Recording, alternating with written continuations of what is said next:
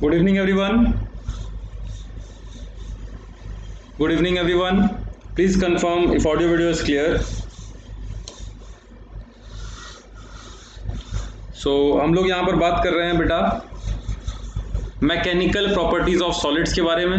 हम लोग जो भी बात कर रहे हैं मैकेनिकल प्रॉपर्टीज ऑफ सॉलिड के बारे में बातचीत कर रहे हैं, और जो भी डिस्कशन है हमारा अभी तक का वो कुछ क्या है उसको ज़रा सा फटाफट देख लेते हैं। देखिए फटाफट, तो हम लोग फिजिक्स में यूनिट सेकंड पढ़ रहे थे मैकेनिकल प्रॉपर्टीज ऑफ सॉलिड, और मैकेनिकल प्रॉपर्टीज ऑफ सॉलिड में बेटा elastic behaviour, stress strain relationship, Hooke's law, Young's modulus, Poisson's ratio, shear modulus, bulk modulus, elastic energy, ये सारी बातें हमें करनी थी। ठीक है, तो हम लोगों ने सबसे पहले देखा था कि इसकी ज़रूरत क्या है, व्हाट इज़ द नीड।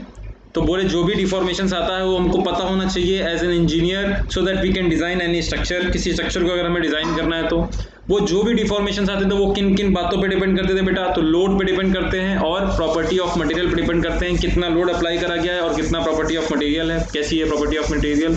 जब भी एक एक्सटर्नल लोड लगाया जाता है तो जो भी हमारे डिफॉर्मेशन दो बातों पे डिपेंड करता है, वो डिफॉर्मेशन पे और इंटरनल रेजिस्टेंस पे। ठीक है, कि दो चीज़ें बनती हैं, एक तो डिफॉर्मेशन होता है और एक दूसरा उसमें होता है इंटरनल रेजिस्टेंस बेटा। ठीक है, नेक्स्ट देखेंगे तीन तरीके के मटेरियल थे हमारे, elastic, perfectly elastic, perfectly inelastic, perfectly और जो है partially elastic, perfectly elastic, perfectly inelastic और पार्शियली इलास्टिक। यहाँ पर जब हम लोग लोड लगाएंगे छोड़ेंगे पूरा आ जाएगा, यहाँ पर बिल्कुल भी नहीं हिलेगा, और यहाँ पर क्या होगा थोड़ा रह जाएगा, बाकी का आ जाएगा। अरे यहाँ तक की बातें हम लोगों ने डिस्कस करी थी, आपको ये रिवाइज करा रहा हूँ मैं फटाफट। देखिए क्लियर है ना सबको? कोई डाउट हो तो आप पूछ सकते हैं मेरे से फटाफट। नेक्स्ट देखिए, हम लोगों ने साथ ही साथ इसमें बात करी थी इलास्टिसिटी क्या होती है, प्रेशर और स्ट्रेस क्या होता है, हम लोगों ने ये सारी बातें डिस्कस कर ली थी। साथ ही साथ हुक्स लॉ, स्मॉल डिफॉर्मेशंस के लिए stress is directly proportional to strain, ये सारी बातें हम लोगों ने कर ली थी। ठीक है, मॉडुलस ऑफ इलास्टिसिटी किन किन बातों पे डिपेंड करता है, ये बातें हम लोग कर रहे थे कि फोर्स पे डिपेंड करता है, स्ट्रेस पे डिपेंड करता है, स्ट्रेन पे डिपेंड करता है, ये सारी बातें हम लोग कर रहे थे। यंग्स मॉडुलस क्या होता है, बल्क मॉडुलस क्या होता है, और यंग्स मॉडुलस, मॉस मॉडुलस और मॉडुलस ऑफ रिजिडिटी, ये सारी बातें हम लोग यहाँ पर ऑलरेडी डिस्कस कर चुके थे। ठीक है, नेक्स्ट हमने जो इसमें ये पढ़ा है वो ये पढ़ा था, हम लोगों ने जो कल पढ़ाई करी थी वो ये करी थी, इसमें फोकस करिएगा, आगे की पढ़ाई करी थी। हमने कुछ सवाल करे थे यंग्स मॉडुलस के, है ना, डिफ्लेक्शंस निकालने के हम लोगों ने सवाल करे हुए थे, और कल हमने काफ़ी सारे न्यूमेरिकल्स करे थे, और साथ ही साथ हम लोगों ने स्ट्रेस स्ट्रेन की रिलेशनशिप देखी थी, जिसमें हम लोगों ने तीन लिमिट्स पढ़ी थी, प्रोपोर्शनल लिमिट, इलास्टिक लिमिट और फ्रैक्चर पॉइंट। ठीक है, साथ ही साथ हम लोगों ने इसमें देखा था इलास्टिक एनर्जी क्या होती है, उसका फॉर्मूला कैसे क्या आएगा, पूरा डेरिवेशन हम लोगों ने उसका उस तरीके से कुछ कैलकुलेट किया था। फाइन, आज हम लोगों को जो डिस्कस करना है, आज जो हम लोगों को डिस्कस करना है वो है थर्मल स्ट्रेसेस के बारे में जानकारी इकट्ठा करनी है हम लोगों को बेटा। थर्मल स्ट्रेसेस के बारे में, थर्मल स्ट्रेसेस क्या होती हैं क्या नहीं होती हैं, और साथ ही साथ हमें सवाल करने हैं, न्यूमेरिकल्स करने हैं काफ़ी सारे, जो कि हमें हेल्पफुल होंगे आगे हमारे सब्जेक्ट्स में। ठीक है, उस तरीके के हमें कुछ सवाल यहाँ पर करने हैं, तो हम लोग स्टार्ट करते हैं बेटा। ओके, आप ये शेयर कर सकते हैं आपस में ताकि और लोग भी आ जाएँ फटाफट। Call everyone, share in your groups, आप ये शेयर कर सकते हैं। देखिए बेटा फटाफट नेक्स्ट,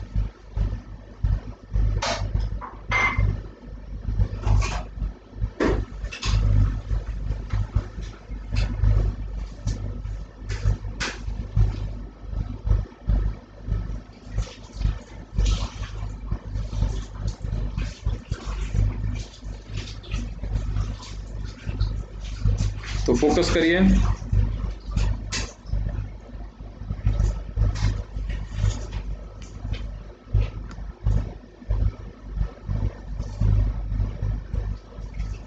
ओके, सो स्टार्ट, हम लोग स्टार्ट कर रहे हैं यहाँ पर। ठीक है, देखिए बेटा सबसे पहला है हमारा थर्मल स्ट्रेसेस, कैसे होती हैं जनरेट, क्या कहानी होती है, किस में थर्मल स्ट्रेस आएगी किस में नहीं आएगी, ये सारी चीज़ें हमें कैलकुलेट करनी। तो फोकस करिए, जब भी आप कहीं पर भी टेम्परेचर बढ़ाएंगे, जैसे कि कोई बॉडी है, कोई बॉडी यहाँ पर है,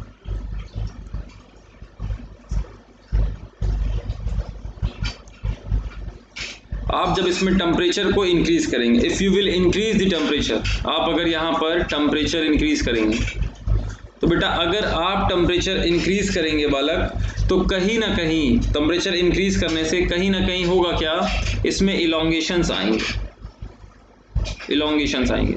अब वो इलोंगेशन आप होने दे रहे हो कि नहीं होने दे रहे हो, इस बेसिस पे ये डिसाइड होगा कि थर्मल स्ट्रेसेस जनरेट होंगी कि नहीं होंगी। आप इलोंगेशंस होने दे रहे हो कि नहीं होने दे रहे हो, इस बेसिस पे ये डिसाइड होगा कि हमारे थर्मल स्ट्रेसेस जनरेट होंगे कि नहीं होंगे। जैसे कि फॉर एग्जांपल पहला केस है आपका फ्री, आपने एक यहाँ पर बीम जैसी है और उसमें आपने पहले ठंडी थी, कोल्ड टेम्परेचर था, आपने उसको हॉट किया, टेम्परेचर वहाँ पर बढ़ाया। टेम्परेचर बढ़ाने की वजह से यहाँ पर ये रोलर था, मतलब ये ऐसे करके बढ़ सकता था, यहाँ पे आपने फ्रीली इसको रख रखा था, इसमें स्ट्रेसेस हमारे डेवलप नहीं होंगे, कोई भी स्ट्रेस स्ट्रेन डेवलप नहीं होगा।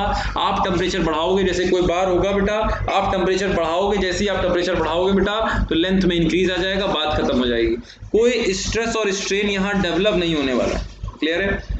दूसरा है बेटा, अगर आपने उनका रोक रखा है, जैसे कि मान लीजिए आपने यहाँ से उसको फिक्स कर रखा होता, रोलर देने की जगह यहाँ से मान लीजिए रॉड्स लगी हुई है और ये फिक्स्ड है, अगर ये फिक्स्ड होगा बेटा, यहाँ से अगर ये फिक्स्ड होगा और उसके बाद आप अगर यहाँ पर उसको टेम्परेचर को बढ़ाएंगे, और अगर आप टेम्परेचर को बढ़ाएंगे तो क्या होगा, अब की बार हॉट होगा, तो समझिए लेंथ में चेंज होना तो चाहता था, लेंथ में चेंज होना तो चाहता था पर हो नहीं पाएगा, लेंथ में चेंज होना तो चाहता था पर हो नहीं पाएगा, बिकॉज यहाँ पर आपने दोनों तरफ से रोक रखा है, और चूंकि यहाँ पर लेंथ होना चाहता था, बढ़ना चाहता था, आपने नहीं बढ़ने दिया, इसका मतलब कुछ ना कुछ इसने स्ट्रेस जनरेट करा है, and those stresses will be called as thermal stresses. तो थर्मल स्ट्रेसेस जनरेट होंगे व्हेन आप लोग when the elongations are restricted, when elongations are restricted either in the increase of temperature or decrease। अगर आप temperature increase करें या फिर temperature decrease करें, बोथ केसेस में अगर टेम्परेचर इंक्रीज करते हैं या फिर टेम्परेचर को डिक्रीज करते हैं, दोनों ही केसेस में आपको ये समझना होगा कि दोनों ही केसेस में आपका, अगर आपने टेम्परेचर इंक्रीज और डिक्रीज किया और दोनों तरफ से फिक्स कर रखा है, मतलब आपने अगर इलोंगेशन को रेस्ट्रिक्ट कर रखा है, इलोंगेशन को रेस्ट्रिक्ट कर रखा है, तो स्ट्रेसेस जनरेट होंगे। तो thermal stresses will be generated when the elongations are restricted, when the elongations are restricted। elongations कैसे हो जाते हैं, restrict। अगर elongations restricted हो जाएंगे तो आपके थर्मल स्ट्रेसेस जनरेट होंगे। क्लियर है बात बेटा, यहां तक क्लियर है? तो हाँ बोलिए, तो हम लोग आगे बढ़ सकते हैं। तो हमारा मोटा मोटा समझ में आ गया कि कोई रॉड होगी बेटा, कोई रॉड में अगर आप टेम्परेचर बढ़ाओगे तो इसमें इलोंगेशंस आएंगे, बढ़ेगा, टेम्परेचर घटाओगे इलोंगेशंस कम होंगे, वो हमको बात समझ में आ गई सर। बस फोकस इस बात का रखना है कि अगर आपने इसको रोक दिया, अगर आपने इसके इलोंगेशंस होने नहीं दे रहे, तो फिर जो इलोंगेशंस होने थे उसको रोका गया है, तो कहीं ना कहीं स्ट्रेसेस जनरेट होंगी, और उन्हीं स्ट्रेसेस को हम लोग बोलते हैं थर्मल स्ट्रेसेस। उन्हीं स्ट्रेसेस को हम लोग बोलते हैं बेटा क्या, थर्मल स्ट्रेसेस। क्लियर है? तो यहाँ तक की बातें अगर क्लियर हैं तो फिर हम लोग इसमें एक कॉन्सेप्ट और पढ़ सकते हैं, और वो कॉन्सेप्ट देखते हैं। समझिए बेटा, तो जो थर्मल स्ट्रेसेस की वजह से इलोंगेशंस आते हैं, दैट इलोंगेशंस डेल्टा एल, जो थर्मल स्ट्रेसेस की वजह से इलोंगेशंस आएंगे वो कितने आएंगे उसकी हम लोग बात कर रहे थे, कि जब आप टेम्परेचर बढ़ाएंगे किसी रॉड का, जब आप यहाँ पर टेम्परेचर बढ़ाएंगे,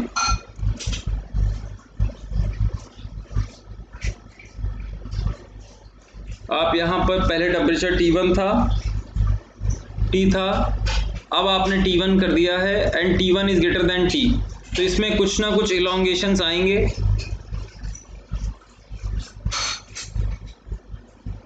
और वो जो भी इलोंगेशंस होंगे वो कितने होंगे, तो वो डिपेंड करेंगे एक तो इसकी लेंथ पे, जो ओरिजिनल लेंथ होगी इसकी, तो L इनटू में अल्फा, अल्फा होगा coefficient of thermal expansion, alpha is here referred as coefficient of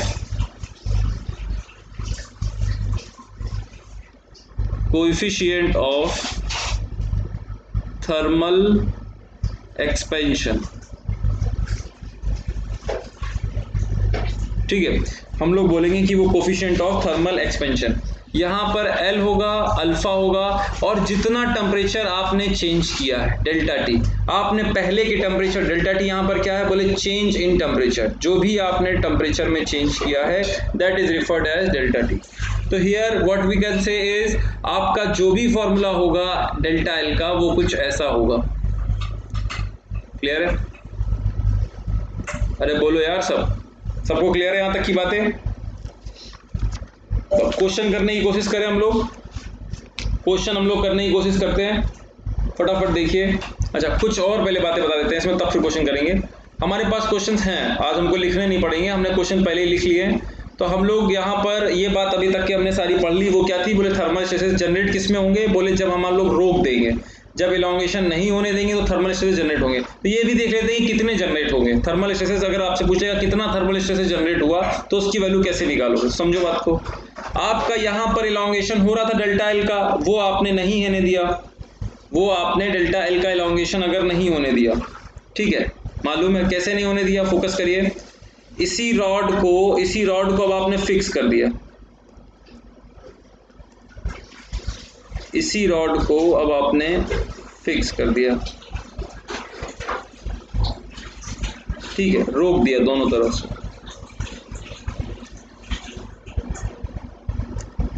तो क्या ये इलॉन्गेशन आएगा? नहीं सर, नहीं आएगा। लेकिन अगर आप टेम्परेचर बढ़ाते हैं, समझिए, L3 लेंथ आपने टेम्परेचर बढ़ाया, लेकिन इलॉन्गेशन तो हमारा डेल्टा एल तो बराबर कितना हो जाएगा? 0 के। ये क्लियर है कि डेल्टा एल बराबर 0 हो जाएगा। लेकिन आपको पता है चूंकि टेम्परेचर बढ़ाया है तो कहीं ना कहीं से डेल्टा एल आएगा जरूर, और वो डेल्टा एल की वैल्यू कितनी होगी? L इंटू में अल्फा इंटू में डेल्टा टी। और अगर हम लोग इसको स्ट्रेन के फॉर्म में देख लें तो स्ट्रेन कितना आएगा? बोले डेल्टा एल अपॉन में एल जो आएगा वो होगा अल्फा इंटू में डेल्टा टी, अल्फा इंटू में डेल्टा टी। अगर हम लोग फोकस करें इस बात पे कि ये इलॉन्गेशन नहीं हुआ है, मतलब ये आगे जाना तो चाहता था लेकिन किसी ने जाने नहीं दिया है, ये यहाँ जाना तो चाहता था पर यहाँ से किसी ने कंप्रेस करके रखा हुआ है, तो उसकी वजह से जो स्ट्रेसेस आते हैं वो कैसे निकलेंगे? सर उसके लिए मॉडुलस ऑफ इलास्टिसिटी होता है, यंग्स मॉडुलस ऑफ इलास्टिसिटी। और यंग्स मॉडुलस ऑफ इलास्टिसिटी क्या होता है? बोले longitudinal stress, longitudinal stress upon में लॉन्गिट्यूडिनल स्ट्रेन।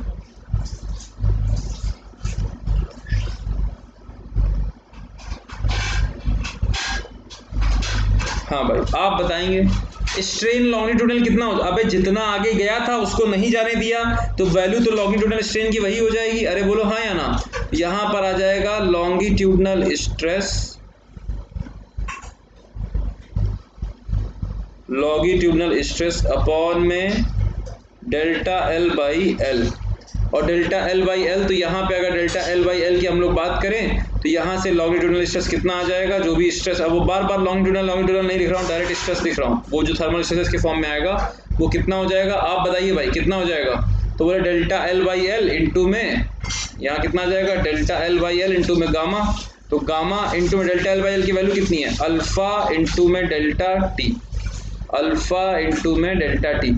ये हमारा स्ट्रेसेस आ जाएंगे जो जनरेट होंगे, गामा इंटू में अल्फा इंटू में डेल्टा टी। अब मेरी बात सुनना, अगर फोर्स पूछेगा तो क्या कर दोगे? एरिया से मल्टीप्लाई कर दोगे। अगर यहीं पे आपसे अगर वो फोर्स पूछ लेगा, फोर्स की वैल्यू, तो स्ट्रेस इंटू में क्रॉस सेक्शनल एरिया कर दोगे, स्ट्रेस इंटू में एरिया, स्ट्रेस इंटू में एरिया। तो यहाँ तक की बातें क्लियर है बेटा? हम लोगों ने मोटा मोटा पढ़ लिया कि अगर फ्री रखेंगे तो थर्मल स्ट्रेसेस जनरेट नहीं होंगे, अगर फ्री रखेंगे तो थर्मल स्ट्रेसेस जनरेट नहीं होंगे, इलॉन्गेशंस आएंगे। अगर हम लोग रेस्ट्रिक्ट कर देंगे तो फिर थर्मल स्ट्रेसेस जनरेट हो जाएंगे, क्योंकि इलॉन्गेशन हमारे बिल्कुल जीरो हो जाएगा। तो वो किसकी वजह से जीरो हुआ है? वो वैल्यू जो आएगी वो थर्मल स्ट्रेसेस इतने जनरेट हो जाएंगे।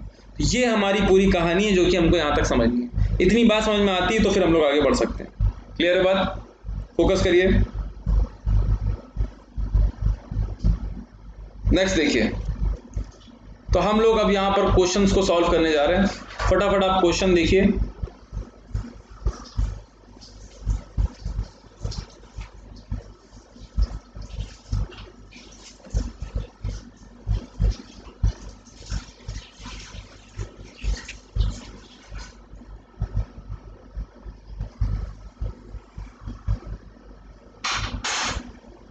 फटाफट क्वेश्चन को पढ़िए और हम लोग इसको जो है सॉल्व करेंगे।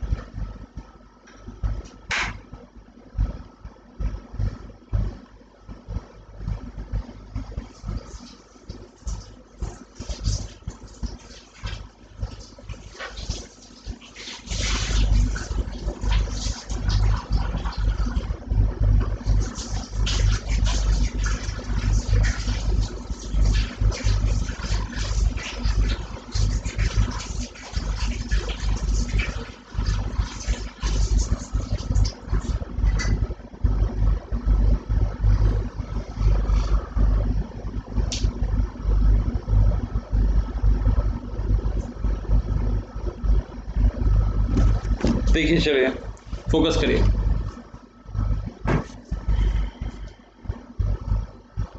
एक रबर की कॉर्ड है, फोकस करना सब लोग। एक रबर की कॉर्ड है, has cross sectional area of, एक कॉर्ड है रबर की, ठीक है सर, रबर की कॉर्ड है जिसका क्रॉस सेक्शनल एरिया हमें दे दिया गया है।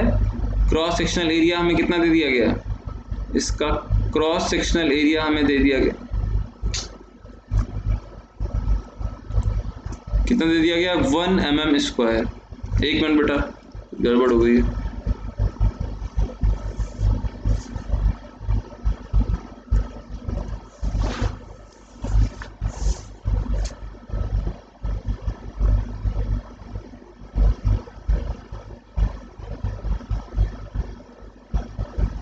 तो यहां पर जो क्रॉस सेक्शनल एरिया है वो दे दिया गया है आपका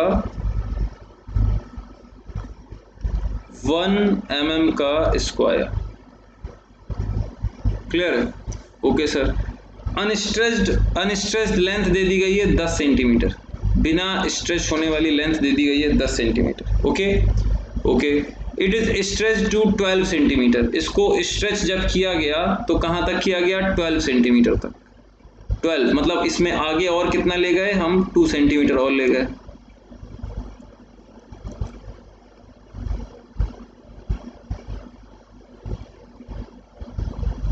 ठीक है, कितने सेंटीमीटर ले गए बेटा? 2 सेंटीमीटर।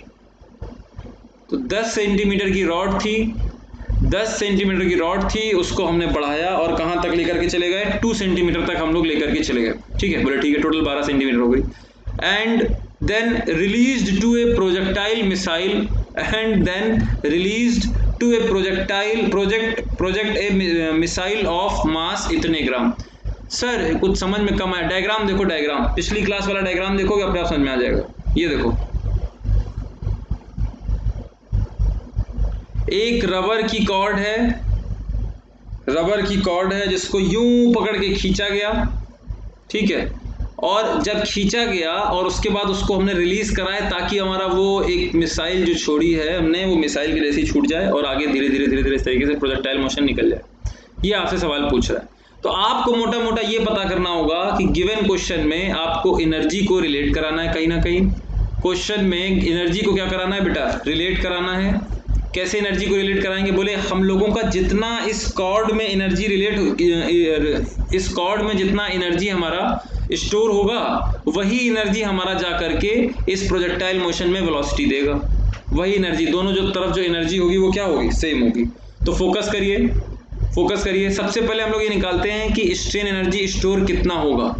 यहाँ पर एनर्जी स्टोर्ड होगा, पोटेंशियल एनर्जी जिसको हम लोग बोलते हैं इलास्टिक एनर्जी के फॉर्म में, वो कितना एनर्जी स्टोर होगा?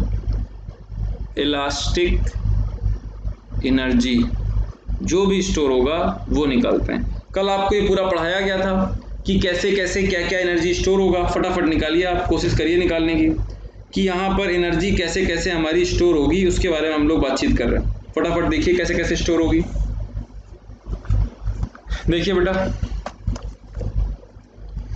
तो कल हम लोगों ने फॉर्मूले पढ़े थे, इस जो एनर्जी स्टोर होगी टोटल वो कितनी होगी? बोले 1/2 इंटू में, बोले ठीक है सर, 1/2 इंटू में स्ट्रेस, बोले हाँ सर, इंटू में स्ट्रेन, बोले हाँ सर, इंटू में वॉल्यूम।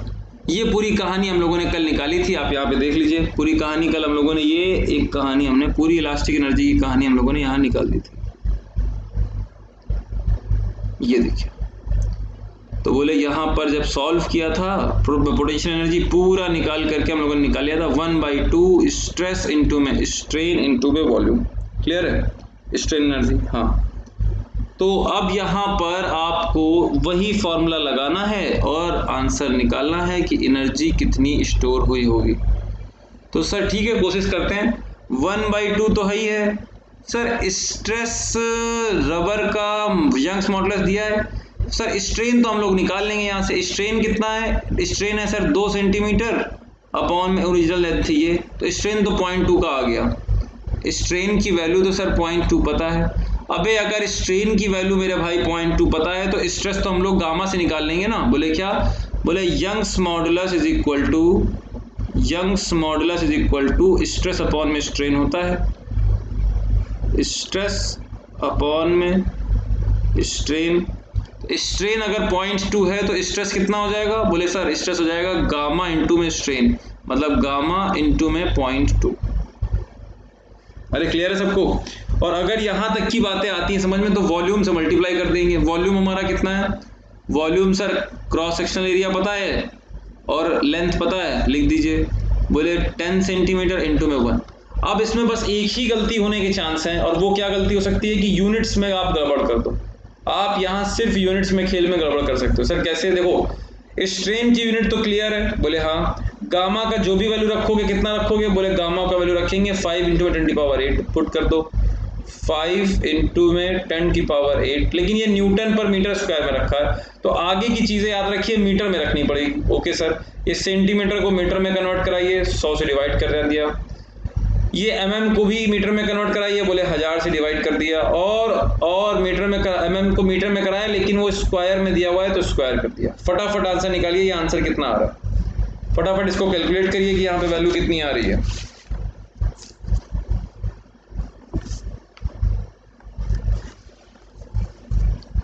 जल्दी से निकालिए, फास्ट।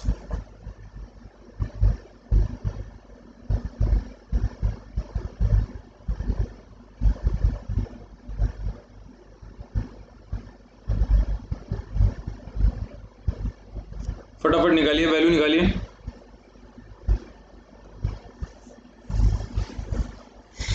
वैल्यू कितना आएगा?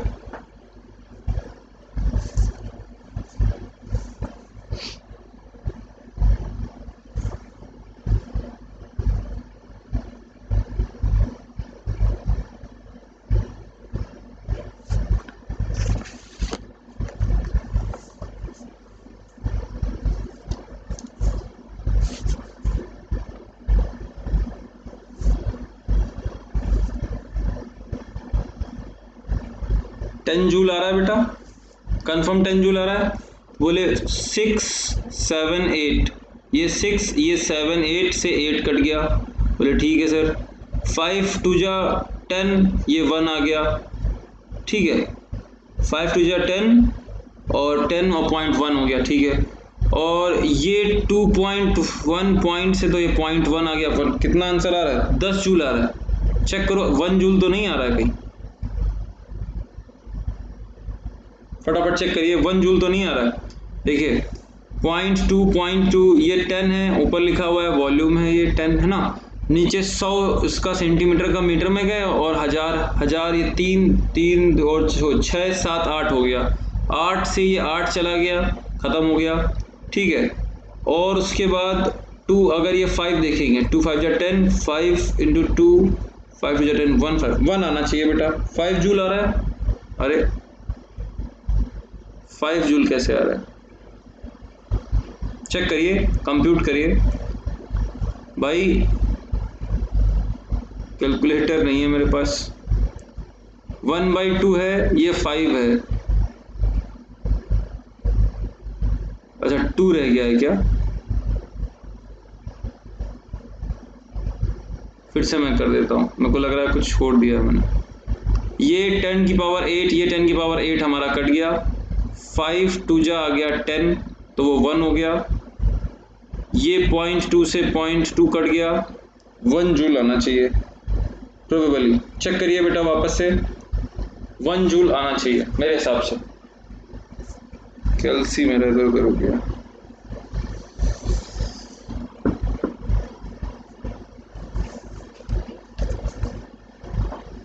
हाँ भाई, कितना आ रहा है? चेक करिए कितना आ रहा है।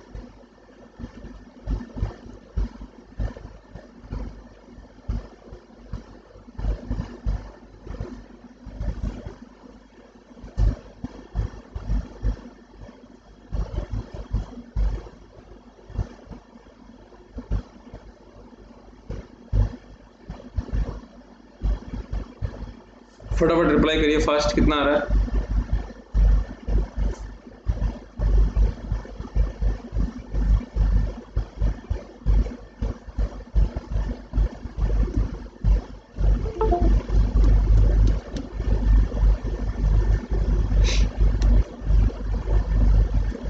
मैं यहाँ पे आप क्लिक कर देता हूँ 0.5 इंटू में 5 इंटू 0.2 इंटू 0.2 इंटू 10, तो लगभग 1 जूल आना चाहिए बेटा।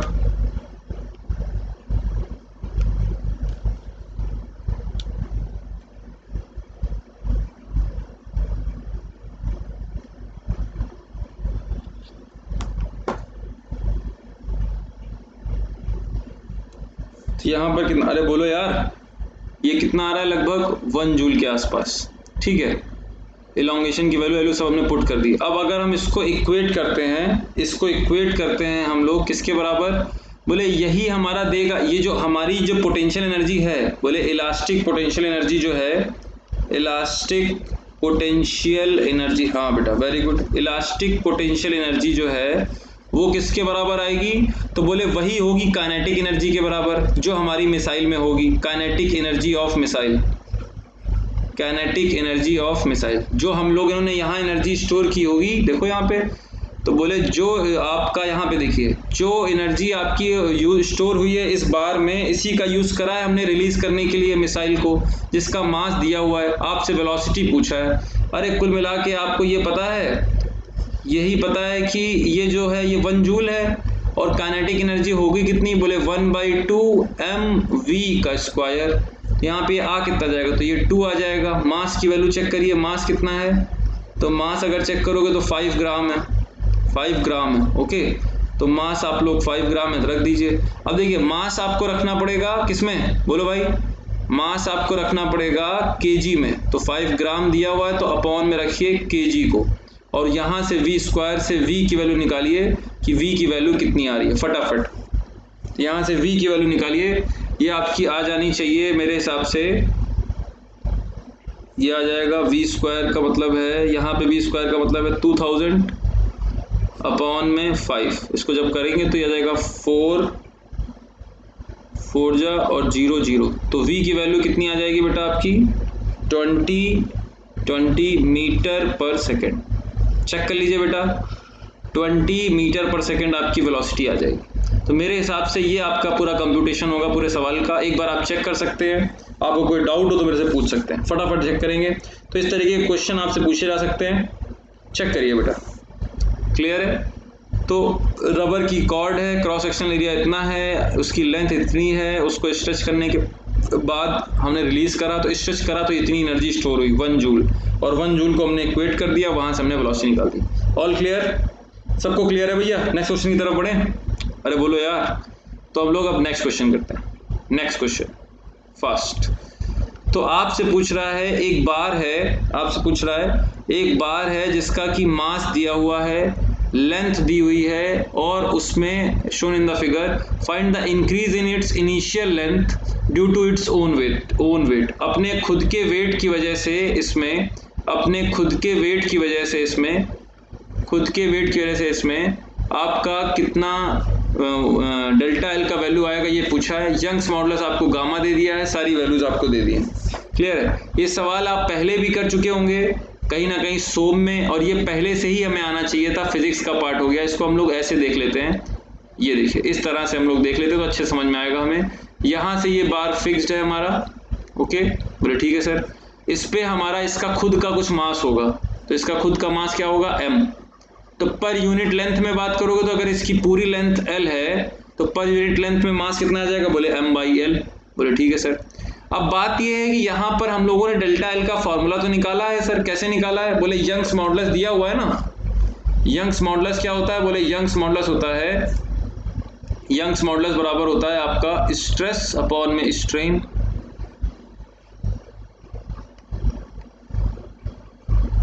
स्ट्रेस अपॉन में स्ट्रेन। तो यहां से आपको क्या निकालना, क्या बोले स्ट्रेन, स्ट्रेन के फॉर्म में लिखा लीजिए। तो स्ट्रेन कितना आ जाता है? बोले गामा, ये गामा अपॉन में स्ट्रेस, तो स्ट्रेस अपॉन में गामा, सॉरी स्ट्रेन क्या आ जाएगा? बोले स्ट्रेस, जो भी स्ट्रेस होगा अपॉन में गामा, और यहाँ का लेंथ ऊपर आ जाता है। ये सब हम लोग करते थे। स्ट्रेस होता क्या था? बोले वो फोर्स जो लग रहा होगा इनटू में एल और ए, और ये गामा। ठीक है, ये गामा हमारा यंग्स मॉडुलस रिप्रेजेंट करता था। तो कुल मिला के ये फॉर्मूला हम लोग तब लगा पाते थे जब सारी चीजें कांस्टेंट हो। लेकिन यहाँ पर क्या है, मास कहीं ना कहीं वेरिएशन में आ रहा है, मास की वैल्यू लगातार चेंज हो रही है। मतलब यहाँ पर भाई मास की वैल्यू लगातार चेंज हो रही है, मतलब इस स्ट्रिप पे देखो, सिर्फ इस स्ट्रिप पे देखिए, अगर सिर्फ इस स्ट्रिप की बात करें तो सिर्फ यहाँ का इतने का मास लग रहा है, इस वाली स्ट्रिप की बात करें तो इस पूरे का मास लग रहा है। तो कहीं ना कहीं यहाँ वेरिएशन आ रहा है, आपको कोई पर्टिकुलर स्ट्रिप लेकर के उसको इंटीग्रेट करना पड़ेगा। तो बोले ठीक है सर, कर लेंगे। तो ये जो भी फॉर्मूला था इसी को हम लोग इन्हेंस करते हैं और यहाँ पर हम लोग एक स्ट्रिप ले लेते हैं, जो कि यहाँ से कितनी दूरी पे है, बोले जो कि यहाँ से x दूरी पे है, जो कि यहाँ से x दूरी पे है।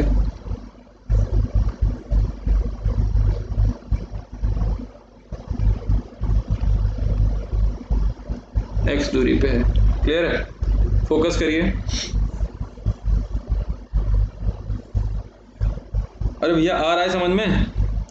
तो यहाँ पर हमको कुल मिला के एक इस स्ट्रिप के ऊपर क्या खेल हो रहा है ये देखना है। तो अगर इस स्ट्रिप की मैं बात करूं, अब फोकस करते हैं, इस स्ट्रिप पे कितना डेल्टा स्ट्रेन मतलब डेल्टा एल आएगा एलोंगेशन। तो इस स्ट्रिप पे अगर एलोंगेशन की बात करें तो इस पे कितना वेट है इसका, तो बोले मास सर हमें पता है, मास कितना है, बोले m/l और इतनी दूरी लग रही है उसका x हो गया, तो m/l इंटू में x हो गया, ठीक है। और साथ ही साथ लेंथ हमारी कितनी है, हाँ भाई लेंथ कितनी है, बोले लेंथ सर ये छोटी सी हमने dx ले रखी है, तो वो लेंथ हमारी हो गई dx, लेंथ हो गई हमारी dx अपॉन में एरिया क्रॉस सेक्शन का ए ही है, एरिया क्रॉस सेक्शन में कोई परिवर्तन नहीं है और यंग्स मॉडुलस आपको गामा दिया हुआ है। तो यहाँ से आप निकाल लीजिए आपका वैल्यू क्या आएगा। तो बोले ये छोटी सी लेंथ का इलोंगेशन आया है ये छोटे से x में, इसी को आप इंटीग्रेट कर लीजिए तो पूरे का आ जाएगा। लेकिन यहाँ पर एक ही गड़बड़ करिए आपने, बस वो ये करिए कि जो मास लिखा हुआ है वो मास है, हमको वेट की फॉर्म में चाहिए तो कहीं ना कहीं जी का मल्टीप्लाई करना पड़ेगा। अगर आपने मास लिखा है तो जी लिखना पड़ेगा तब वो फोर्स आएगा। बोले ठीक है, तो यहाँ पे अब आप कंप्यूट कर लेंगे, इसको इंटीग्रेट कर लीजिए कहाँ से कहाँ तक, 0 से लेकर के l तक। तो फटाफट कंप्यूट करेंगे तो कितना आएगा, तो बोले 0 से लेकर के l तक इंटीग्रेट कर लीजिए, कितना आएगा, तो बोले mass constant okay sir, length constant okay sir, G constant okay sir, area constant okay sir, gamma constant okay sir. अंदर क्या बचेगा, बोले x dx 0 से लेकर के l तक। तो यहाँ कितना आ जाएगा, mg जो पूरा मास था, लेंथ थी पूरी l, a यंग्स मॉडुलस, ये यंग्स मॉडुलस है। जब आप सोम में आगे पढ़ते हैं तो इसको यूनिट वेट पढ़ने लगते हैं और यंग्स मॉडुलस की जगह पे ई यूज कर रहे होते हैं, है ना, तो उससे कंफ्यूज नहीं होंगे। यहाँ पे एक्स स्क्वायर आ जाएगा, एक्स स्क्वायर की जगह पे क्या आ जाएगा, एल स्क्वायर माइनस 1 माइनस 0। तो यहाँ पे हमारा फॉर्मूला जाएगा mg l स्क्वायर अपॉन में l a e। और आपने इसी फॉर्मूले को अपने यहाँ सोम में कैसे पढ़ रखा है, आप mg को बोलते हैं यूनिट वेट, यूनिट वेट बोलते हैं गामा एल स्क्वायर, अच्छा एक्स स्क्वायर बाई 2 होगा ना इसका जो होगा, एक मिनट, ये एल स्क्वायर बाई 2 आएगा, L square by 2 x square by 2 होगा, एक्स डी एक्स का इंटीग्रेशन एक्स स्क्वायर बाई 2। तो यहाँ पर 2 और यहाँ पर आ जाएगा एक, तो एल, ये एल कट जाएगा, एक एल और एक ये एल कट जाएगा, ठीक है, एक एल ये एक एल कट जाएगा। तो यहाँ पे हमारा जो बचेगा वो क्या बचेगा,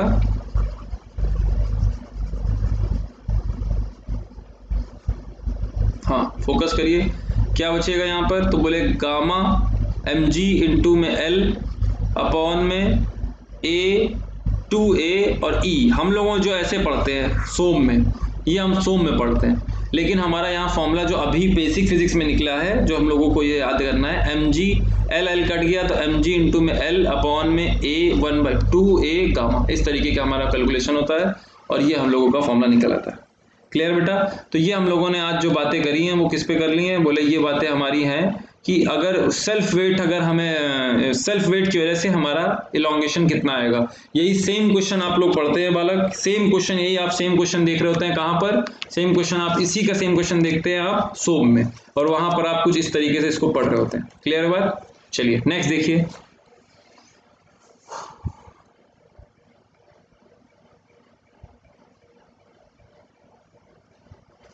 चलिए क्वेश्चन करते हैं। ये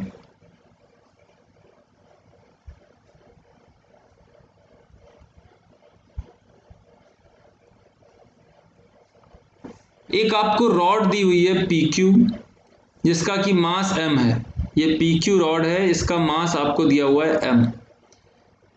बट ठीक है, area of cross section A, इसका एरिया ऑफ क्रॉस सेक्शन आपको दिया हुआ है ए, ठीक है, इसकी लेंथ दी हुई है एल।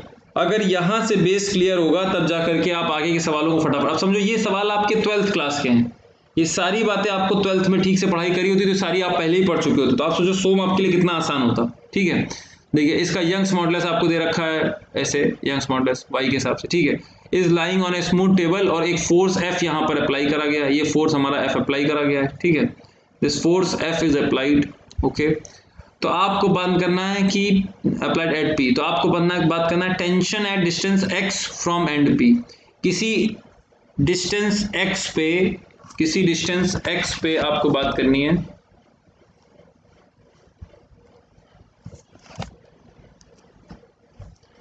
किसी डिस्टेंस x पे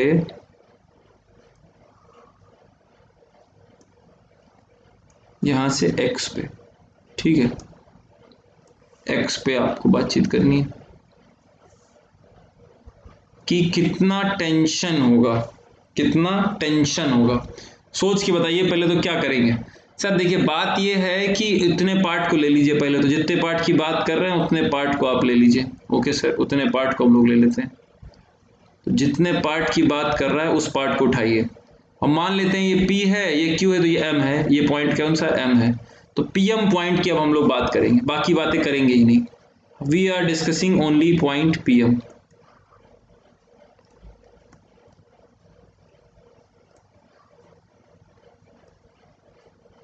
ठीक है, बोले ठीक है सर।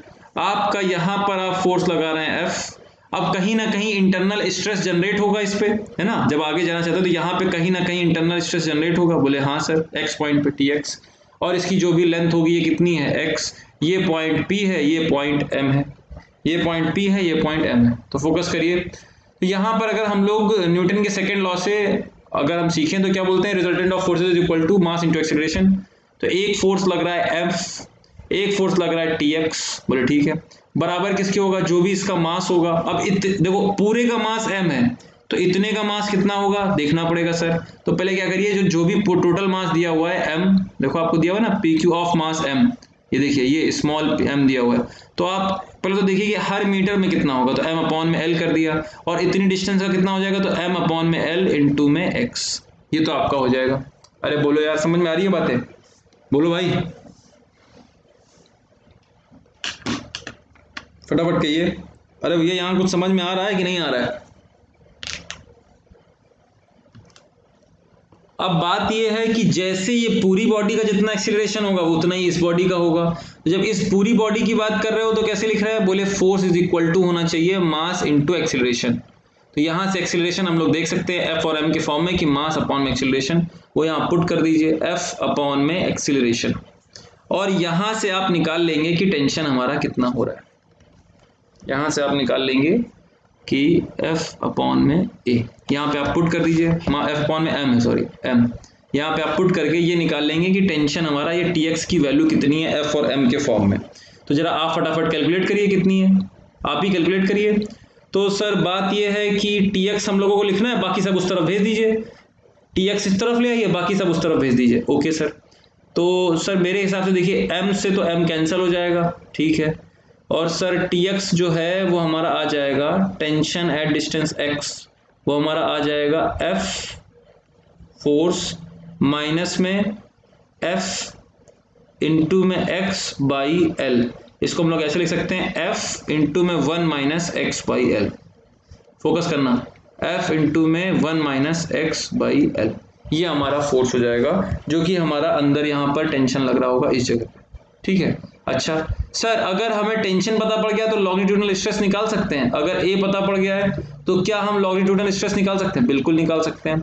लॉन्गिट्यूडनल स्ट्रेस हमारा कितना हो जाएगा, तो सर लॉन्गिट्यूडनल स्ट्रेस हो जाएगा, स्ट्रेस क्या होता है फोर्स अपॉन में एरिया, तो यही जो भी आपको दिया हुआ है इसमें एरिया का डिवाइड कर दीजिए, तो Tx अपॉन में एरिया, तो वो कितना हो जाएगा F अपॉन में जो भी क्रॉस सेक्शनल एरिया है इसका A दिया हुआ है, क्रॉस सेक्शनल एरिया का कितना दिया हुआ है, cross sectional area is given as A, तो यहाँ पर हम लोग मार्क कर देंगे F अपॉन में A इंटू में 1 माइनस x अपॉन में L। अरे क्लियर है, ओके। ओके नेक्स्ट देखिए, नेक्स्ट आपसे क्या पूछा है, बोला है टोटल चेंज इन लेंथ कितना होगा। टोटल चेंज इन लेंथ पूछ रहा है, अरे सर वो तो हमें बड़ी आसानी से आता है। बोले कैसे sir, total change in length मोटा मोटा हमें ये पता है सी पॉइंट, तो वो तो यंग्स मॉडुलस से हम लोग निकाल लेते हैं। यंग्स मॉडुलस बराबर होता है स्ट्रेस अपॉन में स्ट्रेन, और वहीं से डेल्टा एल निकल आता है हमारा। क्या निकल आता है, बोले यंग्स मॉडुलस इनटू में एल अपॉन में जो भी हमारा स्ट्रेस लग रहा होगा। स्ट्रेस क्या है, बोले यहाँ पे स्ट्रेस लगेगा फोर्स अपॉन में एरिया। अरे बोलो हाँ या ना। तो यहाँ पे जो भी हमारा जो है चेंज इन लेंथ आएगा वो कुछ इस तरीके से आ जाएगा, Young's modulus L A upon में एफ। अरे बोलो यार, अब बस एक ही परेशानी आएगी किसी बालक को कि सर यहाँ पर फोर्स अचानक से उठा दिया गया है, तो क्या ये आंसर सेम आएगा इससे, तो उसको हम लोग करके देख लेते हैं। हम लोगों ने एक छोटी सी यहाँ पर स्ट्रिप ले लेनी है इस जगह पे, यही x दूरी पे dx की स्ट्रिप ले लो, जैसे पिछला सवाल करा था वैसे ही x दूरी पे dx की स्ट्रिप ले ली और देख लो कि उस पे कितना आएगा। तो dx पे आप पहले चेक करो। ओके सर, तो बोले इलॉन्गेशन डेल्टा एट x कैसे निकालते थे, बोले सर वो वही सिंपल था PL अपॉन में AE वाला कॉन्सेप्ट। तो यहाँ पे हो जाएगा TX इंटू में L डिस्टेंस कितनी है, बोले वो DX की जगह पे x है, और इलॉन्गेशन DX में निकाल रहे हैं, सॉरी इलॉन्गेशन किस में निकाल रहे हैं, DX पे। तो एक मिनट क्या हो गया ये, ओके तो ये हम लोग इलॉन्गेशन निकाल रहे हैं DX पे, PL अपॉन में area of cross section A और यंग्स मॉडुलस। इसको इंटीग्रेट कर लीजिए, कहाँ से कहाँ तक, बोले x की वैल्यू 0 से लेकर के x की वैल्यू L तक। यहाँ पर TX की वैल्यू आपने अभी भी निकाली है, वो कितनी है, बोले जो फोर्स लग रहा था इंटू में 1 minus x by L into में dx अपॉन में एरिया इंटू में गामा। इसको इंटीग्रेट कर लेंगे 0 से लेकर के L तक। फटाफट देखिए, इसको देखिए यहाँ पे कितना आएगा ये, जब आप इसको इंटीग्रेट करेंगे बेटा 1 माइनस एक्स बाई एल करके, तो ये कितना आएगा, फोकस करिए, तो ये आ जाएगा f अपॉन में a यंग्स मॉडुलस, अंदर में इंटीग्रेशन में बचेगा 1 माइनस x अपॉन में l इंटू में dx। इंटीग्रेट करिए, हाँ ओके इंटीग्रेट करिए और इसको आगे बढ़ते रहिए, इसको और सॉल्व करते रहिए, फटाफट आगे बढ़ते रहिए। तो अगर इसको और सॉल्व करेंगे सर, तो मेरे हिसाब से सर ये तो जो है वो रह जाएगा f अपॉन में a गामा, अंदर जो आएगा वो क्या आएगा, चेक कर लेते हैं सर। एक तो इसका x आ जाएगा, ओके, और इसका आ जाएगा एक्स स्क्वायर बाई 2l, और इसमें जब लिमिट लगेगी 0 से l, जब इसमें लिमिट लगेगी 0 से l, तो क्या हो जाएगा, फोकस करिए सर, तब ये हो जाएगा f अपॉन में a Y, okay Young's modulus का। ये सर यहाँ पे अंदर बचेगा एक तो L, ओके, और ये बचेगा L स्क्वायर बाई 2L, इतना कहानी सर बचेगा, बाकी सब 0 हो जाएगा। तो ये L से L कट जाएगा, ये L बाई 2 आ जाएगा, तो अल्टीमेटली आ जाएगा f अपॉन में a Young's modulus L upon में 2ay। और सर कहीं ना कहीं चेंज आ गया है, आप देखिए कहीं ना कहीं चेंज आ गया है, डायरेक्ट फॉर्मूला लगाना और बिना डायरेक्ट फॉर्मूला लगाने में फ़र्क आ गया है आपका। यहाँ पर आप देखेंगे इलॉन्गेशन गामा को, अगर गामा बराबर क्या निकाल दिया है, अरे इधर से स्ट्रेन निकालोगे तो स्ट्रेस की वैल्यू रखोगे ना, ये तो ऐसे नहीं लिखना, gamma L by L, strain बराबर कितना हो जाएगा, बोले स्ट्रेस, स्ट्रेस कितना होता है, फोर्स अपॉन में एरिया, बोले हाँ, और अपॉन में क्या हो जाएगा, यंग्स मॉडुलस, और L ये उधर चला जाएगा, तो ये L जब उधर जाएगा तो डेल्टा L बराबर F इंटू में L अपॉन में A गामा आ रहा है। ये फॉर्मूले और ये फॉर्मूले में फ़र्क आ रहा है सर, और बिल्कुल ये फ़र्क आएगा बेटा। आपको बस यही समझना होगा कि अभी तक की बातें, जब दोनों तरफ फोर्स लग रहे थे तब की बात अलग थी, अब सिर्फ एक तरफ फोर्स लग रहा है, ट्रांसफॉर्मेशन, यहाँ पे ज़्यादा फोर्स लगेगा, यहाँ पे वो वैल्यू कम होती जाएगी। तो ये बात आपको लेना ही, कहीं ना कहीं इंटीग्रेशन करना पड़ेगा या फिर आपको एवरेज करना पड़ेगा, नहीं तो आंसर्स क्या जाएंगे, रॉन्ग, नहीं तो आंसर्स क्या जाएंगे, रॉन्ग। आप यही नहीं समझ पाते हैं कि कब इंटीग्रेशन करना है कब नहीं करना है। जब सारी चीज कांस्टेंट रहेंगी, f अगर हर जगह पे f ही लग रहा है तब तो सब ठीक है, लेकिन यहाँ पे पता है कि एक पर्टिकुलर पॉइंट पे फोर्स की वैल्यू चेंज हो रही है, एक पर्टिकुलर पॉइंट पे आप देख रहे हैं तो फोर्स f नहीं है, उसकी जगह पे क्या f इंटू में 1 माइनस एक्स बाई एल। तो यहाँ पे हर जगह पे फोर्स की वैल्यू कम होती जा रही है, कम होती जा रही है, इसलिए आपको मैंने ये पूरा इंटीग्रेशन करा के दिखाया है, और पूरा इंटीग्रेट करने के बाद हमारा कुछ ऐसा आया। अगर मेरी बातें यहाँ तक समझ में आ रही हैं तो बोलो हाँ, तो हम लोग आगे बढ़ सकते हैं। अरे ये क्लियर है इतना, तो बेटा ये मैंने पूरी कहानी आपको ये बता दी है, आपको ये पूरा जूम करके देखना पड़ेगा बाद में, वो मैं PDF जब दूंगा तो आपको समझ में आ जाएगा। अरे क्लियर है यहां तक की बात है? अरे बोलो यार भाई। Yes sir. ओके, तो एक क्वेश्चन और करोगे? चलिए एक क्वेश्चन और करते हैं।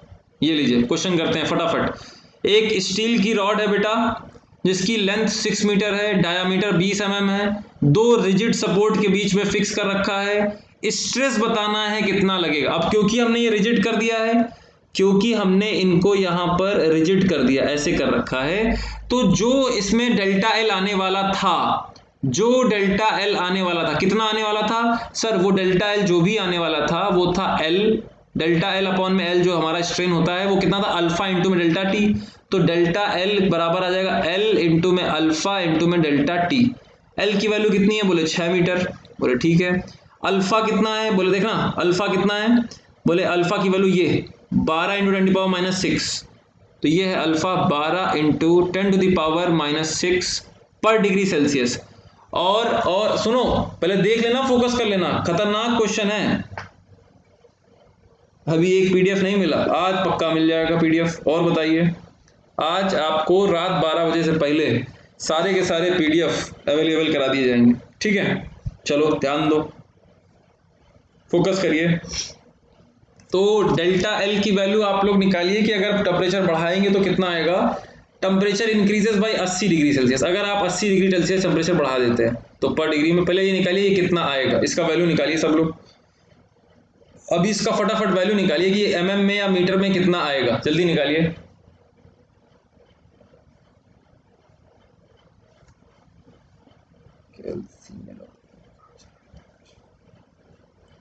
फटाफट कैलकुलेट करिए बेटा।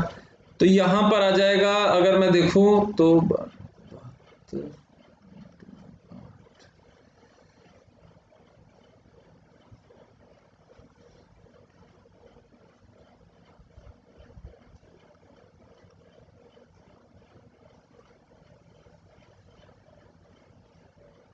क्या 5.676 mm आ रहा है? चेक करना, क्या 5.76 mm आ रहा है? फोकस करेंगे फटाफट। 5.76 mm आ रहा है? चेक करेंगे।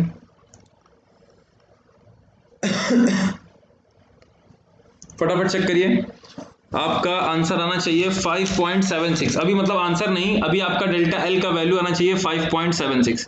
चेक करिए यही आ रहा है कि नहीं आ रहा है।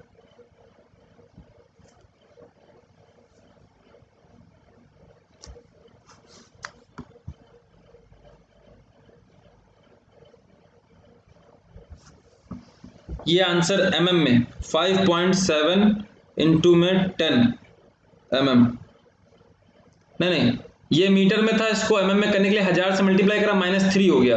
बोले ठीक है सर, इन तीनों को मल्टीप्लाई करोगे 576 आएगा, 3 था और एक 10 था तो -2 हो गया, तो 5.76 आ जाएगा, यही आएगा आंसर, ठीक है?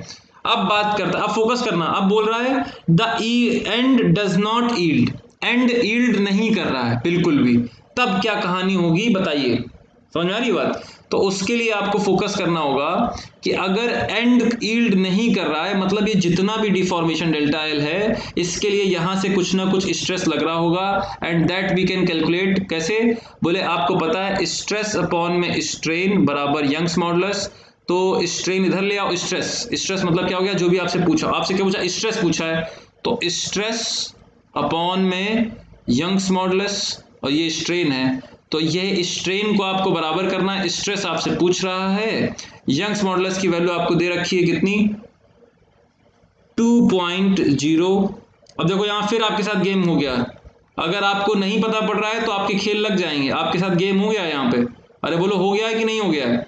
लेंथ की वैल्यू कितनी है? टोटल लेंथ पहले से 6 मीटर है, तो डेल्टा एल, और यहाँ पे सब यूनिट्स का खेल आपका गड़बड़ हो जाएगा, यूनिट्स में आपका आंसर गलत करवा देगा।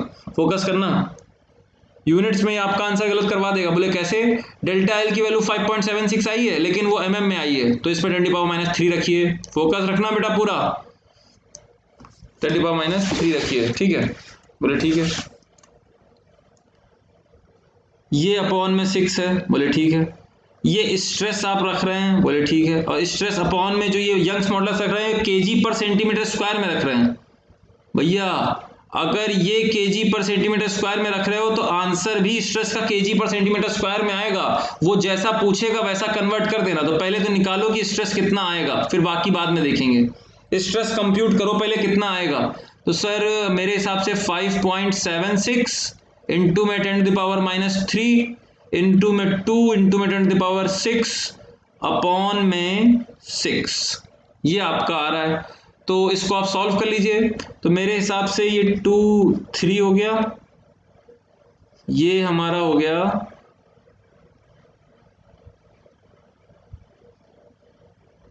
1.92, तो ये आपका हो जाएगा 1.92 इंटू में 10⁻³ केजी पर सेंटीमीटर स्क्वायर। चेक करिए भाई, आंसर बोलिए सब लोग, यही हो रहा है 1.92 इंटू में, फटाफट देखिए मेरे हिसाब से आंसर जो आना चाहिए 1.92 इंटू में 10⁻³ केजी पर सेंटीमीटर स्क्वायर।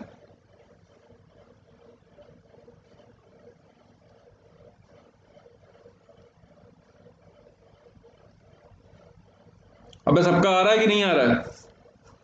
अरे भैया जो लोग प्रेजेंट हैं वो लाइक कर दे, आपस में शेयर कर ले, है ना। सोम का मेजर पार्ट है ये आपको लग रहा है ये फिजिक्स है, पर वो सोम कहीं ना कहीं इंटरनली वो सोम का पार्ट है।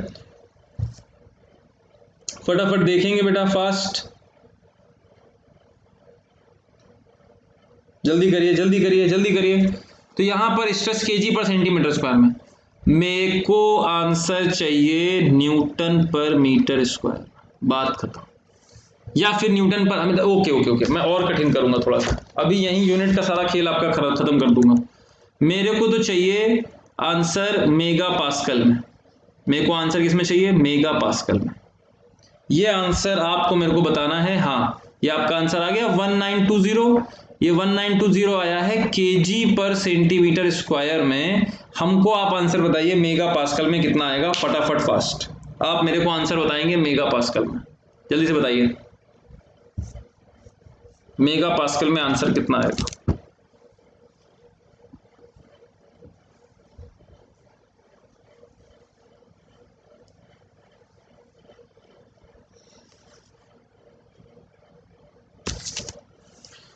तो देखिए सबसे पहले तो मेगा पास्कल का मतलब समझना होना चाहिए। तो मेगा पास्कल का मतलब कितना होता है? बोले 10⁻6 मतलब मेगा, 10⁻6 का मतलब क्या है? मेगा।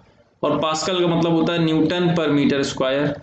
इसको ठीक से देखोगे तो ये 10⁻6 मीटर को mm में ले जाओ, तो मीटर को mm में अगर ले जाओगे तो आएगा क्या?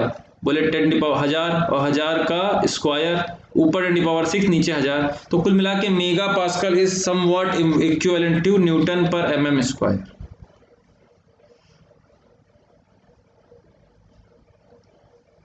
Mega pascal is equal to somewhat equivalent to newton पर mm स्क्वायर। अब आपको बताना है 1920 केजी पर सेंटीमीटर स्क्वायर को न्यूटन में ले जाना है और इसको mm में ले जाना है। तो ये लिखा रहने दीजिए 1920। हाँ भाई, केजी से न्यूटन में जाना है। कौन सी यूनिट बड़ी है कौन सी छोटी है? कौन सी यूनिट बड़ी कौन सी छोटी? कौन सी यूनिट बड़ी है और कौन सी छोटी? डिवाइड करेंगे कि मल्टीप्लाई करेंगे? तो आपको पता है कि अगर हमारा मास 10 केजी होता है, अगर हमारा मास 10 केजी होता है तो न्यूटन में कितना होता है? बोले उसमें ग्रेविटी का मल्टीप्लाई करते हैं। तो कुल मिला के ऐसे देखा करो कि वेट बराबर मास इनटू ग्रेविटी होता है। बोले हाँ, तो 1 न्यूटन बराबर कितना हो जाएगा? बोले 9.81 kgf, किलोग्राम फोर्स के फॉर्म में दिखाते हैं इसको, ठीक है। तो 1 न्यूटन में इतने हमारे kgf होते हैं। तो आपको क्या करना है? बोले केजी से कहाँ जाना है? न्यूटन में जाना है। आप बताइए क्या करेंगे?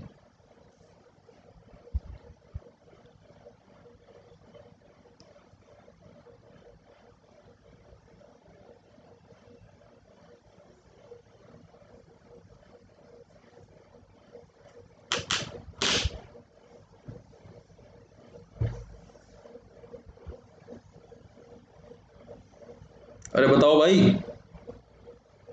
क्या भांग खा ली क्या? करवा तो चुके हैं पहले। अरे किससे डिवाइड करना पड़ेगा?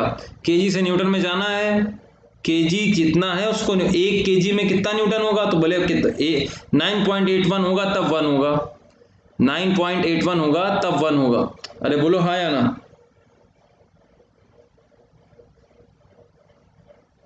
जल्दी बताओ।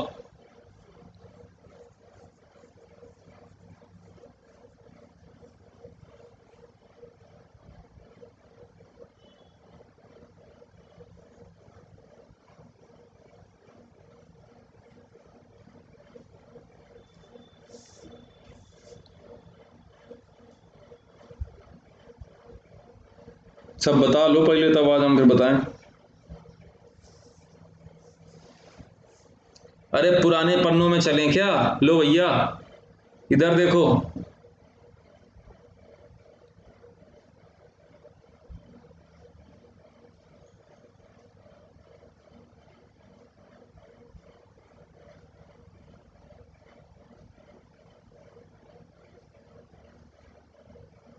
हाँ भाई आ गए, ये लो। सब जगह सब कुछ यही है, कहीं कहीं कहीं भी नहीं जाना। हाँ भैया ये लो। तो 1000 न्यूटन पूरा लिखा दिया था मैंने, ये लो। बोले अगर 1 ग्राम पर सीसी होगा तो कितने किलो न्यूटन पर मीटर क्यूब हो। सारी कहानी हम लोगों ने बात कर ली थी। हम लोगों ने बात कर लिया था कि न्यूटन से अगर हमें केजी में जाना होगा तो क्या करना पड़ेगा, डिवाइड करना पड़ेगा। कितने से? 9.81 से। कौन बड़ा है? क्योंकि छोटे से बड़े में जा रहे हैं।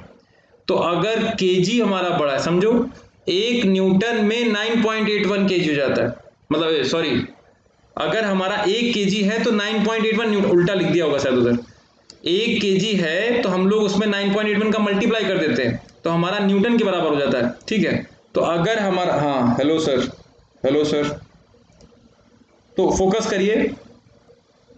यहां पर क्या है, 1 डिवाइड करना पड़ेगा सर, केजी बड़ा है। हाँ तो केजी बड़ा है आपका। अगर बेटा केजी बड़ा है, आपको न्यूटन से केजी में जाने के लिए 9.81 से डिवाइड कर रहे थे, तो हमारा अभी केजी है और केजी से कहाँ आना है, न्यूटन में आना है। आ जाओ इधर, हमारा केजी से कहाँ आना है, न्यूटन पे आना है।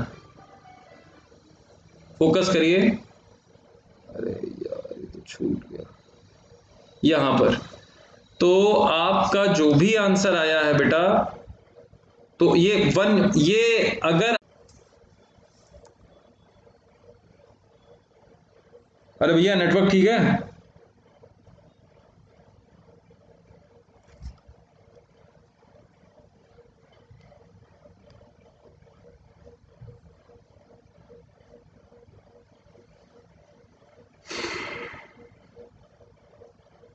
लगभग ये आंसर आ जाएगा। क्लियर है? नेक्स्ट क्वेश्चन करेंगे फास्ट। नेक्स्ट क्वेश्चन देखते हैं।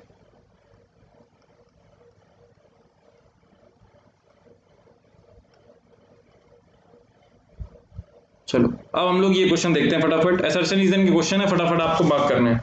दोनों सही और एक ऑप्शन पता है ना, एबीसीडी में क्या मार्क करते हैं? अगर ए भी सही और बी भी सही, दोनों अगर सही है और एक्सप्लेनेशन भी सही है तब ए, दोनों सही एक्सप्लेनेशन गलत है तो बी, पहला सही दूसरा गलत तो सी, पहला गलत दूसरा सही तो डी। इस तरीके से आपको मार्क करना है। फटाफट मार्क करिए।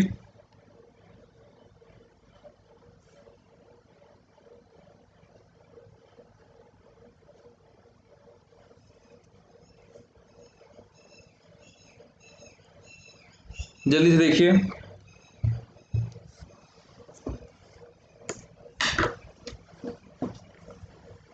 तो पहला आपका क्वेश्चन है, steel is more elastic than rubber, yes और नो, एक्सप्लेनेशन के साथ में। पहले बताइए ये वाला ऑप्शन सही है कि नहीं है? सर हाँ वो तो हमें पता है कि इलास्टिक ज्यादा है स्टील। बोले ठीक है, रीजन क्या दिया हुआ है? रीजन दिया हुआ, for same strain steel requires more stress to be produce in it. Sir हमको आपने ऐसा कुछ बताया था। बात यह है कि इलास्टिसिटी, इलास्टिक कौन ज्यादा है वो यंग्स मॉडुलस से बताएंगे।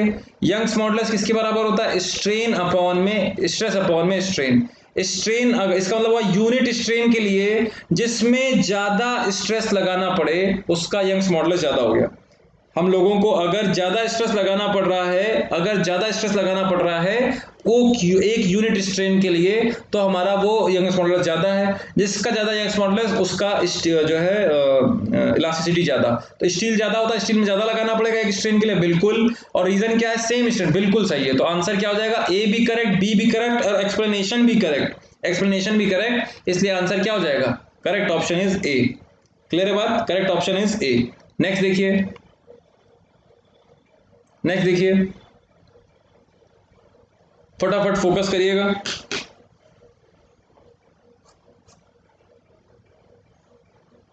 अगर प्रेशर इंक्रीज करा जाता है, if pressure is increased, bulk modulus of gases will increase.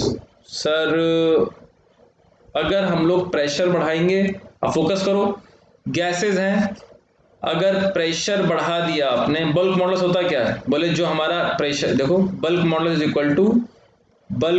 Is equal to delta P upon में वॉल्यूमेट्रिक स्ट्रेन। बोले हाँ सर। आप प्रेशर बढ़ाओगे तो इंटरनल स्ट्रेस, मतलब स्ट्रेस को मिला के बढ़ रहा है ना, तो कहीं ना कहीं बल्क मॉडुलस की वैल्यू भी क्या हो जाएगी? सही हो जाएगी, ज्यादा हो जाएगी। तो pressure is increase, bulk modulus बढ़ जाता है। रीजन तो ये तो सही हो गया। रीजन क्या है? With increase in pressure temperature of gas also, उसकी वजह से नहीं हो रहा है। पहली बात तो ये बात भी गलत हो गई, तो यहाँ पे ऑप्शन ही क्या हो गया? सी। अगर प्रेशर बढ़ाओगे तो बल्क मॉडुलस तो बढ़ेगा, लेकिन प्रेशर बढ़ाने से टेम्परेचर की क्या कहानी है, इससे मतलब नहीं। अभी ठीक है, वो एडियाबैटिक और वो सारी बातें अलग से करेंगे, उसमें हम लोग अभी यहाँ पे नहीं आएंगे। अरे मेरी बात क्लियर है? नेक्स्ट देखिए, फोकस करिए। ये अभी आप इसमें एक क्वेश्चन में कुछ मिसप्रिंट है, दूसरा देखते हैं क्वेश्चन, ये देखते हैं। चलिए क्वेश्चन नंबर 9 देखते हैं, फटाफट देखिए। क्वेश्चन नंबर 9 फास्ट मार्क करिए।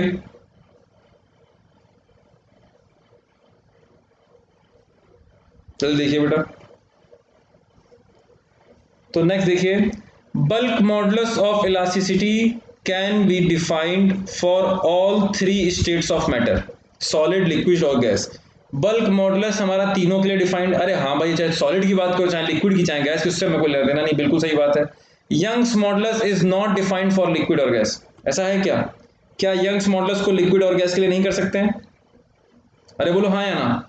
बिल्कुल सही बात है। बात यह है कि लीनियर यंग्स मॉडुलस मतलब लीनियर स्ट्रेन, ये हमको इसमें, अबे भाई ऐसा कौन सा मटेरियल, गैस में कहां पर हम इसको इसमें लीनियर कहां स्ट्रेन लाएंगे, और ना ही गैस में मिलेगा। तो ऑप्शन ये भी सही है, ऑप्शन ये भी सही है, लेकिन इसका करेक्ट एक्सप्लेनेशन ना होने के कारण ये इसका ऑप्शन होगा बी। ऑप्शन ए भी सही है, ऑप्शन बी भी सही है, पर एक्सप्लेनेशन करेक्ट नहीं है। अरे समझ में आ रही है बातें? नहीं आ रही है? नेक्स्ट देखिए, क्वेश्चन नंबर 10 फटाफट। Every wire is like a spring whose spring constant k is inversely proportional to length। अरे हम लोगों ने बात ही करी थी, पूरा k बराबर क्या निकाल के दिखाया था? Gamma a by L.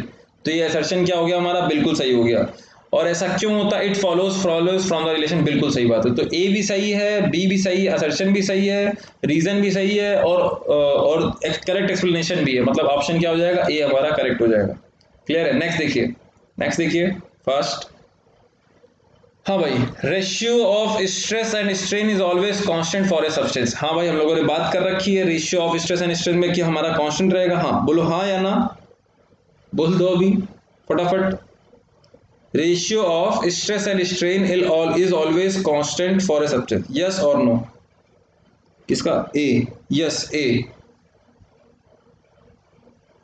और क्या सिर्फ ये यंग्स मॉडुलस ही होता है क्या? बल्क नहीं होता है क्या? रिजिडिटी नहीं होता है क्या? और अभी पीछे बात करा कि बल्क मॉडुलस में प्रेशर, अगर गैसेस की बात करोगे तो कहीं ना कहीं प्रेशर बढ़ाने पे, देखो पीछे बात भी करिए, bulk modulus of gas will increase with the increase in pressure. तो इंक्रीज कर रहा है। अब फंस गया ना लफड़े में। तो यहां पर क्या है कि रेशियो ऑफ स्ट्रेस स्ट्रेन हमारे मॉडुलस ऑफ इलास्टिसिटी में तो ठीक है, मटेरियल की वाली, गैसेस में बात करोगे गलत हो जाएगा, ये गलत हो गया। यहाँ पर रेशियो को तो हम लोग मॉडुलस ऑफ इलास्टिसिटी कहते हैं। तो पहला गलत हो गया, दूसरा सही हो गया। ऑप्शन क्या हो गया? डी। असर्शन रीजन ऐसे सवाल हैं जो आपको गलत कराने के लिए ही बनाए जाते हैं। चाहे जितने अच्छे से करो, वो कुछ ना कुछ आपको गलत करवाएगा ही करवाएगा। नेक्स्ट देखिए, ये तो अभी आपने पढ़ा नहीं है तो बाकी सारी बातें आपकी क्लियर हो गई।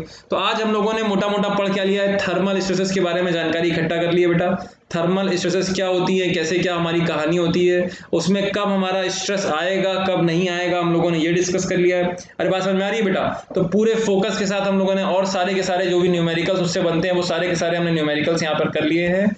This is everything related to mechanical properties of solid which we have to discuss. हमको जितनी बातें इसमें डिस्कस करनी थी। अच्छा, एक पॉइजन रेशियो मेरा कल का बचा हुआ था, पॉइजन रेशियो के बारे में थोड़ी जानकारी दे देता हूँ। ठीक है, पॉइजन रेशियो आपको भी पता है होता क्या बेटा, होता क्या है, किसी मटेरियल को अगर आप स्ट्रेस देते हैं, कहीं पर अगर स्ट्रेस देंगे तो होगा क्या, जैसे कि आपने यहाँ पे स्ट्रेस दिया तो ये वाली लेंथ तो हमारी इंक्रीज करेगी, ये लेंथ तो इंक्रीज करेगी, लेकिन कहीं ना कहीं दूसरी वाली लेंथ हमारी, जब किसी चीज को खींचते हैं तो दूसरी वाली लेंथ हमारी कम रह जाती है। तो कुल मिला के if will apply some tensile force in this direction then there will be some longitudinal strain, but because of that because of material property, because of this Poisson ratio हमारा lateral strain will come and that will be in compression. ठीक है, तो यहां पर अगर हम लोग बात करें म्यू को हम लोगों ने डिफाइन क्या करा, Poisson ratio, and that is equal to lateral strain upon में longitudinal strain, lateral strain upon में लॉन्गिट्यूडनल स्ट्रेन।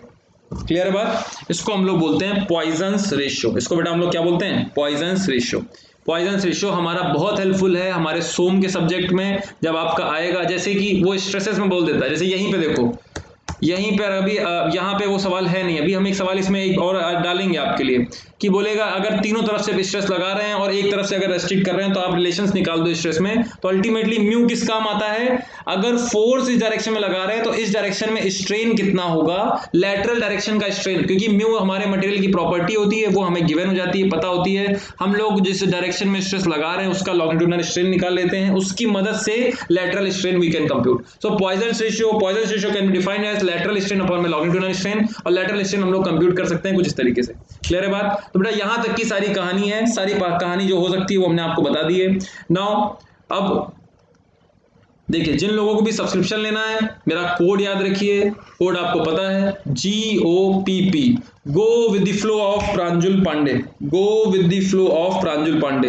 आप कोड लगाइए, डिस्काउंट लीजिए। आपको सब्सक्रिप्शन में फायदा क्या मिलने वाला है, अगर मैं उसकी बात करूं, वहां पर जैसे मैं क्लास ले रहा हूं 9 से 11 लाइव क्लासेस चल रही हैं। ठीक है, लाइव क्लासेस चल रही है, हम लोग परमेबिलिटी तक पहुंच गए बेटा। छोटे छोटे सब्जेक्ट्स जो अलग अलग हमारे एग्जाम्स आ रहे हैं उनके हमारे क्रैश कोर्सेज चल रहे हैं। रैंक इंप्रूवमेंट बैच हमारा गेट सी वाले में चल रहा है, ESE वाले में, वहां पर आप आ सकते हैं, आपको पता होना चाहिए।